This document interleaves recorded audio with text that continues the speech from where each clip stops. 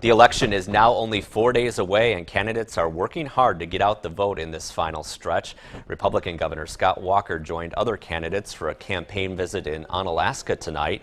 He and his Lieutenant Governor Rebecca Kleefisch, as well as Senate candidate Leah Vukmir, urged supporters to get out and vote and encourage them to tell others to vote as well. They each talked about the party's intention to continue lowering taxes while attacking the platforms of their Democratic opponents. Walker also says voters should keep the state's economy in mind as they head to the polls. As we've lowered the tax burden, actually revenues have gone up. That's allowed us to make more investments in our schools, more investments in our technical colleges, more investments in our worker training programs, more investments in health care and long-term care for our seniors. We can do all those things and more, but we've got to have a healthy economy to do it. Walker is campaigning for his third consecutive term as Wisconsin's governor. He is being challenged by Democrat and current superintendent of Wisconsin Public Instruction, Tony Evers. Meanwhile, Evers told the Washington Post today that if elected governor, he has no plans to raise taxes. The statement comes as Governor Walker continues to claim Evers would have to raise taxes to fulfill his campaign promises.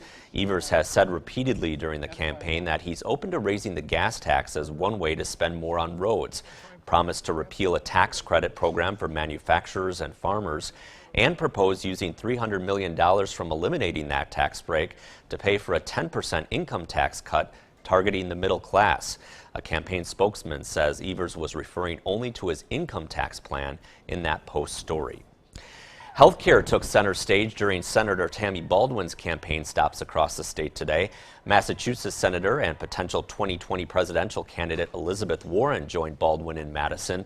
They talked about the record number of women running across the country and emphasized their support for the Affordable Care Act.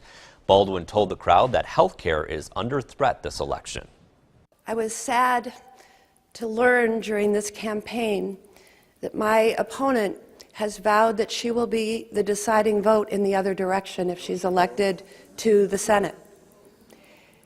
They're going to try it again. Baldwin's challenger, Republican State Senator Leah Vukmir, campaigned across the state with other Republican candidates. During her stop in Onalaska with the governor, she said Baldwin is lying for telling people she would not protect people with pre-existing conditions. It's a lie, and we have said it over and over and over again, and I have said that I would fall before a truck before I let people go without coverage for pre-existing conditions.